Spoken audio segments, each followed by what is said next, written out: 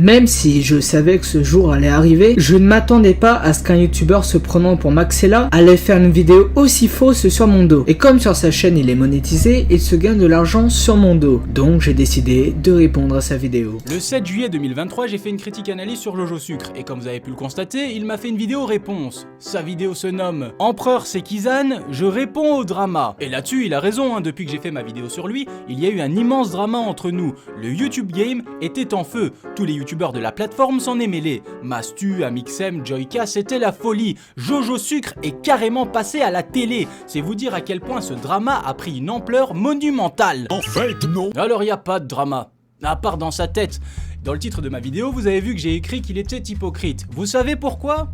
Non, vous savez pas, mais moi je vais vous l'expliquer. Le 7 juillet 2023, quand j'ai sorti ma vidéo sur lui, Jojo Sucre a laissé un commentaire sur ma chaîne YouTube. Le commentaire, le voici. Je vais cramer sa chaîne, c'est quoi ça? En vrai, j'ai rigolé. Emoji, je pleure de rire tellement c'est drôle. Après, fais pas genre de pas capter l'humour. Tout est justement exagéré. Humour, micro-saturé, etc. Ma vidéo l'a fait rire jusqu'aux larmes. Donc le mec est passé de oh là là, c'est trop rigolo à je réponds au drama. Attendez une minute. Attendez. Quoi? Ah mais pas de panique, hein, c'est tout à fait normal. Après tout, hypocrisie quand tu me tiens. Je ne peux pas résister. Alors j'ai essayé de comprendre ce qui s'était passé, et d'après moi, ce qui ne lui a pas plu, c'est la réponse que j'ai fait à son commentaire. Globalement, je lui ai dit ça. Oui, j'ai compris ton style d'humour, mais pour être honnête, on ne pratique pas le même humour. J'ai trouvé, et j'ai vraiment trouvé, certaines vidéos limites. Ça reste que mon avis, bien évidemment, mais content de voir que tu ne l'as pas pris mal ou personnellement. C'est rare les gens qui prennent bien une critique. Et c'est à ce moment-là que Jojo Sucre a pété le seum dans mon espace commentaire, et qu'il s'est mis à se battre avec tous mes abonnés. Alors que vous avez été super gentil avec lui, personne l'a insulté. De mémoire, la majorité des commentaires étaient là pour me féliciter ou me dire qu'ils avaient kiffé la vidéo, et pour le reste, c'est des gens qui donnaient leur avis sans insulte. Et sur les 641 commentaires, Jojo Sucre en a posté 36. Si t'en postes un de plus, je vais finir par croire que t'es amoureux de moi. Mais trêve de bavardage, regardons sa vidéo, car comme il le dit lui-même, je n'ai pas d'argument. Hâte de voir les siens du coup. Alors, qui est cet empereur Sekizan? Que fait-il sur sa chaîne YouTube? Et pourquoi a-t-il fait une vidéo sur moi? Je vais vous l'expliquer. Il va m'accuser d'être là pour le buzz. En général, c'est le premier argument qui sort en fait. Quand il critique quelqu'un, c'est toujours pour le buzz. Et vous allez voir un peu plus loin dans cette vidéo que même à Squeezie, il a quasiment sorti qu'il était là pour le buzz. Hein. Squeezie, quand même, 17 millions d'abonnés. Il a carrément osé dire que Squeezie, il était là pour le buzz. Squeezie, hein. Squeezie, 17 millions d'abonnés, et il a osé dire ça. Mais par contre, je vais pas vous passer d'extrait ou sinon vous allez vite vous rendre compte que je raconte n'importe quoi. Et contrairement à lui, je vais mettre du contexte et faire ce qu'il n'a pas fait. Il y a 2 ans, Squeezie a sorti une vidéo sur 3 histoires folles qui lui sont arrivées. Les 3 histoires sont tellement barrées que j'y crois zéro. Et dans l'espace commentaire de Squeezie, même les gens de sa propre communauté doutaient de la vidéo. Alors moi j'en ai fait une vidéo, mais même pas pour le dénoncer, mais pour en rigoler. Parce que concrètement, qu'est-ce que j'en ai à foutre de savoir si Squeezie a menti ou pas? Moi, la seule chose que je voulais faire, c'était me marrer. Comme d'hab quoi.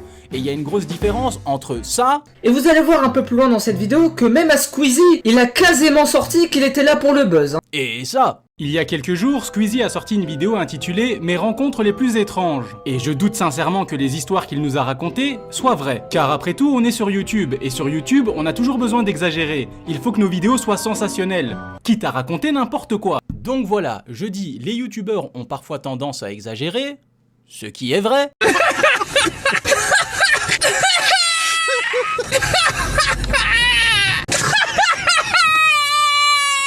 Et lui vous balance, il a dit que Squeezie il était là pour le buzz, ce qui serait complètement con. Squeezie fait partie de la première génération de youtubeurs. Il est arrivé sur la plateforme à un moment où il n'y avait aucun enjeu sur YouTube. Pas d'argent, pas de notoriété, YouTube n'était même pas encore considéré comme un métier. Alors ça aurait été super débile de ma part de vous dire Squeezie il est là pour le buzz. Je sais que j'ai l'air un peu débile parfois sur mes vidéos, mais là t'abuses, tu pousses le bouchon un peu trop loin Maurice. Mais la question que moi je me pose, c'est Le rapport, quel est le rapport? Ouais, c'est quoi le rapport? Je fais une critique analyse sur ta chaîne YouTube, et toi tu me fais une vidéo réponse, et tu me parles de Squeezie. Une vidéo que j'ai fait il y a 2 ans. C'est quoi le rapport, mec? Concentre-toi, bordel! Mais attends, parce que je suis en train de penser à quelque chose. J'imagine qu'en disant ça, toi tu n'es pas là pour le buzz. Alors pourquoi ton titre c'est « Il veut prendre la place de Squeezie en salissant une religion. Jojo Sucre, critique, analyse ». Alors c'est sûr qu'avec un titre pareil, tu n'es pas là pour le buzz, hein. En effet, je ne suis pas là pour le buzz, mais avant de te le prouver, laisse-moi répondre à ta question. Pourquoi ton titre c'est Il veut prendre la place de Squeezie en salissant une religion. Jojo Sucre, critique, analyse. Pourquoi ce titre ? Bah parce que c'est ce que tu dis dans ta vidéo. Tu dis que t'aimerais bien devenir le numéro 1 du YouTube francophone. Et de plus, tu as sali une religion. Ou tout du moins, tu as manqué de respect envers une religion. Bonjour Marie, je demande à être protégé, voilà si vous m'entendez. Si vous m'entendez, n'hésitez pas à faire un signe. Ah, alors je viens d'entendre un bruit de paix. Donc je sais pas si c'est Marie qui s'est lâchée ou quelque chose d'autre. Il y a des fleurs là, c'est pas mal, tu veux laquelle? Et celle-ci elle sent bon, hein. Ouais. Celle-ci elle est bien. Il y a des roses, regarde, il y a des roses blanches là. Ouais, attends, on va récupérer le bouquet puis on va lui ramener. Hein, merde, cache-toi. Merde, c'est chaud, j'ai fait tomber le mort, regarde. Putain, elle a fait tomber l'urne. Tu crois que c'est du respect, mon garçon? Est-ce que tu crois que c'est du respect? Hein? Par rapport à cela, j'avais répondu clairement, de manière honnête, que moi je croyais pas du tout en Dieu et que je trouvais ça ridicule. Que tu crois pas en Dieu parce que tu considères que c'est ridicule, c'est ton droit, et les religieux n'ont rien à t'imposer. Mais à partir du moment où ils respectent ton choix, pourquoi toi tu ne respecterais pas leurs croyances? Voilà pourquoi j'ai choisi ce titre. Parce que ça avait un rapport direct avec ma vidéo. Alors c'est sûr qu'avec un titre pareil, tu n'es pas là pour le buzz, hein. Ah, c'est le moment où je t'ai fait comprendre ton erreur, à toi et à tous les gens qui pensent comme toi. J'ai eu une évolution très lente sur YouTube. Quand on regarde mes stats de l'époque, en termes de vues, vous pouvez voir que c'est le calme plat. Et chaque petit pic que vous voyez là correspond à la sortie d'une nouvelle vidéo. Et en termes de vues, pour chacun de ces pics, ça représentait 56 vues, 46 vues, 25 vues, 90 vues. Ça veut dire qu'en termes de vues, c'est le maximum que j'atteignais en 1 heure quand je sortais une nouvelle vidéo. Après, ça redescendait tout aussi vite, et puis je gagnais 5 vues par-ci, 3 vues par-là, 2 vues par-ci, 10 vues par-là, etc. etc. Ah ouais. Jusqu'au jour où j'ai sorti une vidéo sur GameX13, et là j'ai eu un énorme pic d'abonnements et de vues, parce que j'ai été partagé par une autre chaîne YouTube. J'ai gagné 150 abonnés en une soirée il me semble, et 540 vues en 1 heure. Un exploit pour ma chaîne YouTube à l'époque. Dans mon espace commentaire, ça réclamait du sang. Ils voulaient que je fasse plein de vidéos sur GameX13, sauf que moi ça m'intéressait pas, alors que si j'étais là pour le buzz, la logique aurait voulu que je tire sur la corde, et que j'en profite pour faire plein de vidéos sur JMT, puisque ça fonctionne, puisque c'est ça que les gens voulaient voir. Sauf que non, je n'ai pas fait ça, parce que moi je fais mes vidéos pour m'amuser, et ça ne m'amusait pas de sortir 15 vidéos sur JMT, même si ça risquait de fonctionner, puisque c'est ça que les gens attendaient de moi. À la place, j'ai sorti des vidéos qui n'ont pas très bien marché à l'époque. Et on me balançait des « refais des vidéos sur GameX13 où je me désabonne !» Et je répondais « désabonne-toi, je m'en bats les couilles !» alors que j'avais 400 ou 500 abonnés. D'ailleurs, si je faisais mes vidéos pour le buzz, dans ce cas-là, en toute logique, j'aurais fait des vidéos uniquement sur des grands noms, comme Amixem, Mastu, Joyka ou Cyprien, alors que la plupart du temps, je vous présente des chaînes YouTube de mecs pas trop connus, voire des randoms. Si mon objectif ultime, c'est les vues faciles et l'argent, dans ce cas-là, maintenant que j'ai atteint la monétisation, je sortirai 3 vidéos par semaine, plus ou moins travaillées, en faisant pas d'efforts et en négligeant la qualité. Alors que moi, je vous balance des « désolé, je prends mon temps, si Dieu le veut, on se revoit dans 3 mois ». On voit que je suis vraiment pressé de me remplir les poches avec mes vidéos, moi, hein. Parce que moi j'aime bien l'argent. J'adore cette musique. L'argent c'est rigolo. Pour prouver que je suis vraiment là pour le buzz, il va montrer une vidéo de moi en train de me plaindre de mon nombre de vues. Sauf que cette vidéo date de moins 4 ans, 4-5 ans. Ah, ce serait une vidéo qui aurait été tournée la semaine dernière, j'aurais rien dit. Là, le mec me sort une vidéo qui date d'il y a 4-5 ans. Ah ouais? C'est bien sûr de toi? Si j'avais montré une vidéo de toi datant d'il y a une semaine où tu te plains de ton nombre de vues, t'aurais rien dit. Challenge accepted. Non. Ah bah merde, t'as raison, j'ai pas trouvé de vidéo de toi où tu te plains de ton nombre de vues. Par contre, j'ai vu le commentaire que t'as posté il y a 2 semaines dans ton onglet communauté. Bon, là j'en ai clairement marre que mes shorts se prennent toujours des $ jaunes, ça nique le référencement et donc ils font très peu de vues. Voilà, tu te plains de ton nombre de vues. Je t'ai bien cerné, nanani naner, il y a 5 ans ou maintenant ta mentalité reste la même.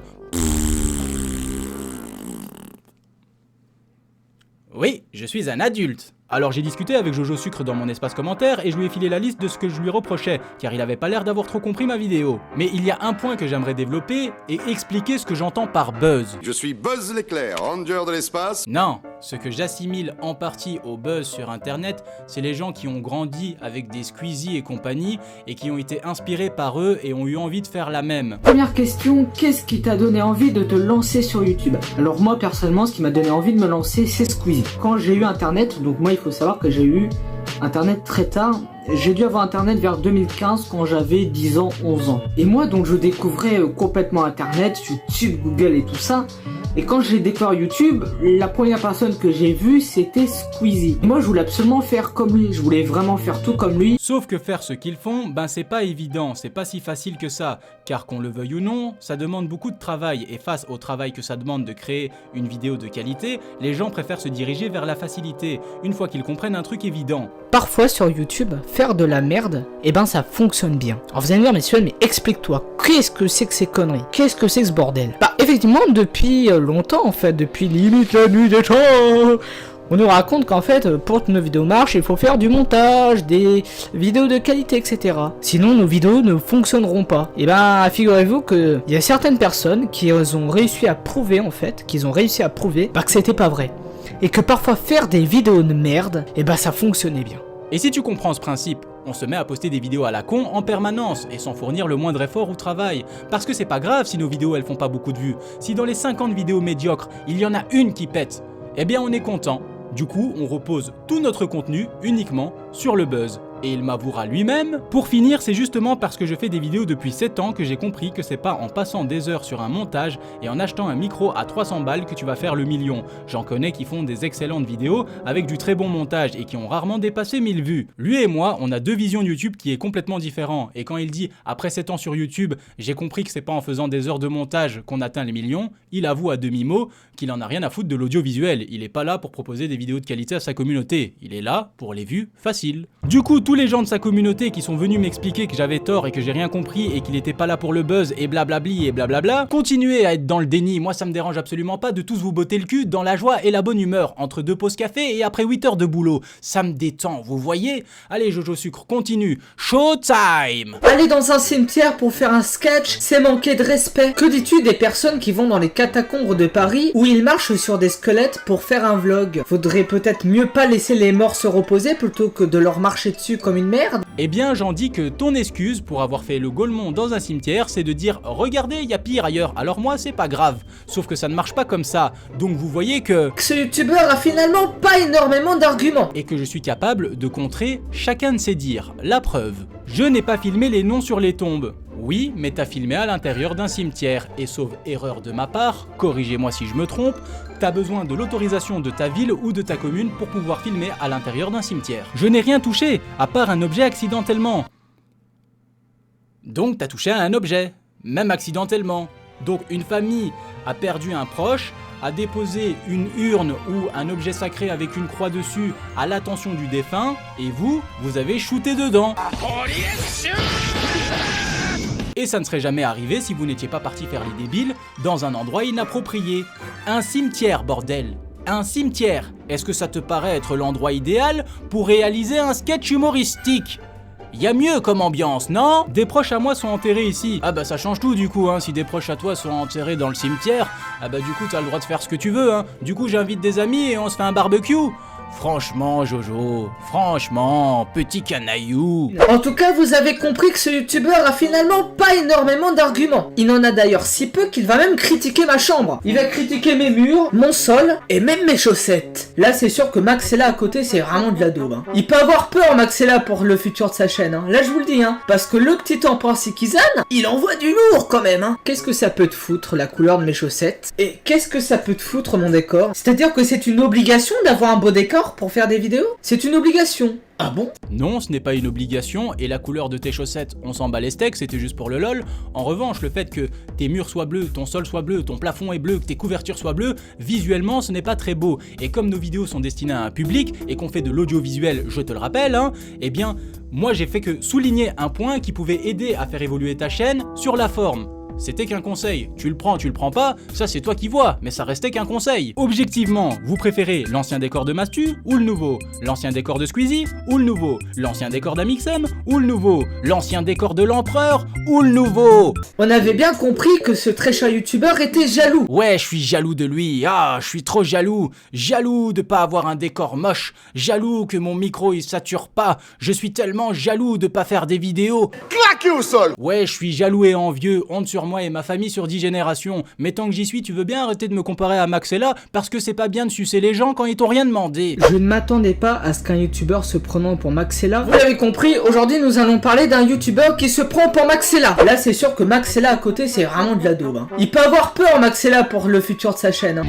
Je sucerai la terre entière, suçant avec espoir. C'est pas que je m'ennuie, hein, mais j'aimerais arriver rapidement à la conclusion, donc on va passer le moment où tu m'attaques sur mon physique et où tu me dis femme en expliquant aux gens que je suis drogué parce que je fume des clopes roulées. Hein. Allez, je te laisse faire ton petit résumé tranquillement et puis on se revoit dans 5 secondes. Je te fais un bisou.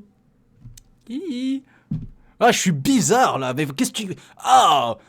Ah, je suis pas possible quoi, merde. Tfou. Petit résumé. Disons en numéro 1 que l'empereur Sikizan se fait de la thune sur le dos des personnes qu'il critique. De 2 qu'il raconte beaucoup de conneries dans ses vidéos, qui sont d'ailleurs à la limite de la diffamation. Afin de mener au 3e point, qui est que l'empereur Sikizan fait ses vidéos juste à moitié. Ce qui nous amène au 4e point, qui est que l'empereur Sikizan a l'air d'être défoncé durant ses vidéos. Ce qui nous amène au 5e point, qui est que l'empereur Sikizan est jaloux des autres. Et tiens d'ailleurs, avant que je me casse, c'est marrant quand tu te fous de la gueule de ma description quand t'es pas capable d'aligner une phrase sans faire de faute d'orthographe. Voilà, c'est comme ça que finit sa vidéo sur une punchline. Alors maintenant, assis-toi et écoute-moi. J'aime profondément YouTube. Je trouve que créer des vidéos, c'est vraiment passionnant. Ça fait pas 2 ans que je suis sur la plateforme, mais 5. J'ai testé plein de types de contenus différents pour voir qu'est-ce qui me plaisait le plus. J'ai fait des vidéos stop motion, des courts-métrages, des vidéos à chaud sans texte. Mais avant de faire quoi que ce soit, il a fallu s'instruire. Alors j'ai fermé ma gueule et j'ai écouté des mecs déjà en place à travers des interviews pour voir quelles étaient leurs visions de YouTube, à la recherche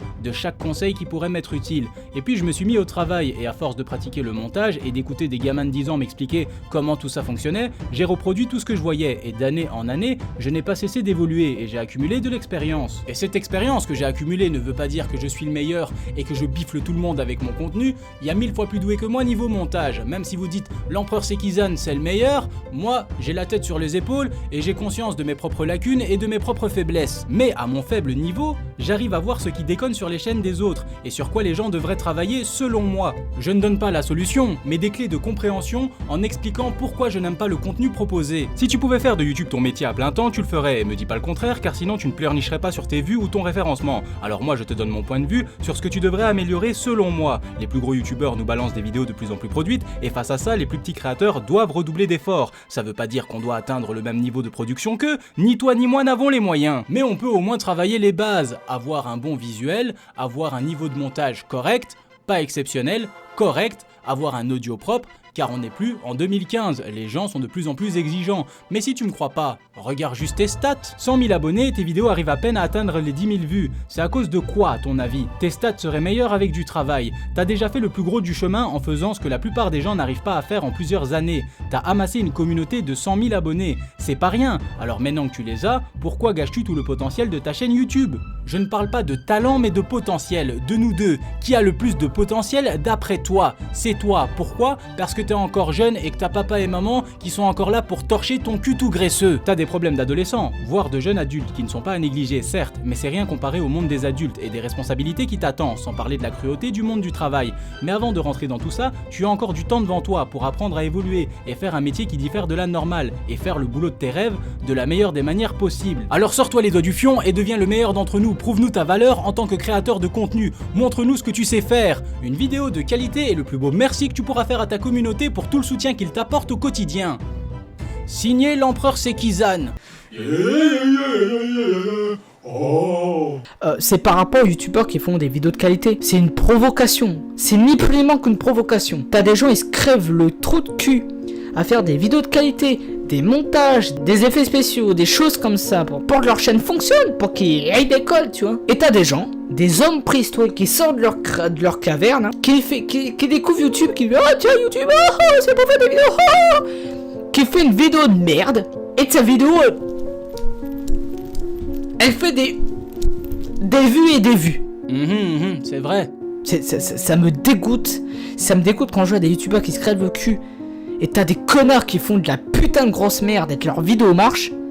Eh ben allez vous faire foutre. Je t'aurais bien dit d'aller te faire foutre du coup, mais ça enlèverait tout le crédit de mon beau discours que je t'ai fait juste avant. Dommage. Mais écoute Jojo, il y a le toi d'il y a 2 ans qui a un message à te faire passer. Leurs abonnés, les trisomiques 22, la trisomique 21 qui sont, au lieu de leur expliquer, écoute je t'aime bien mais tes vidéos je trouve qu'ils sont pas assez travaillés, ils vont leur dire continue tes vidéos, ils sont très bien tes vidéos. C'est vrai. Au fond d'eux, ils sont... Je suis sûr qu'au plus profond d'eux, ils savent que les vidéos qu'ils regardent, ils sont à chier. Mais il faut quand même qu'ils disent à la personne, tes vidéos sont très bien. C'est vrai. Alors après, il y en a qui vont dire, oui, mais c'est pour faire plaisir, c'est normal, ils veulent pas être méchants. Je peux comprendre, hein, c'est normal, ils veulent faire plaisir. Alors attends, quand même. S'il y a personne pour... Vraiment, là, c'est vraiment un truc sérieux ce que je vous dis. C'est un vrai message que je suis en train de dire. S'il y a personne pour dire au youtubeur en question que ce qu'il fait c'est de la merde, et ben le mec il va foncer dans le mur. C'est vrai. On avait 50 000 occasions de lui expliquer que ses vidéos sont pas bien. Mais non, il faut qu'on lui ment. Il faut mentir et lui dire oui tes vidéos sont bien. Alors que c'est pas vrai. C'est vrai. Dites la vérité. Dites-lui ce que vous pensez vraiment de sa chaîne. Même si ça lui fait chier, tant pis, au moins il sera au courant. Et si par malheur vous lui dites la vérité, il veut pas vous écouter, et ben qu'il va se faire foutre. Parce que, en tout cas, si lui arrive une couille, et ben au moins il aura été prévenu. Il pourra pas dire oh bah oui mais j'étais pas au courant, je t'ai pas prévenu. Si t'étais prévenu, on t'a dit 10 fois que tes vidéos sont pas terribles, il faut la retravailler, t'as pas voulu écouter. Tant pis pour toi. Eh ben voilà, t'as tout dit, hein. Je t'ai donné mon avis, mes conseils, ma vision de YouTube. Maintenant, tu fais ce que tu veux. Et si tu veux pas m'écouter, eh ben tant pis pour toi. Sur ce, c'est la fin de cette vidéo. Prenez soin de vous, abonnez-vous, et c'est une fin de communication. Move with the grooves, move like that, and now we move with the grooves.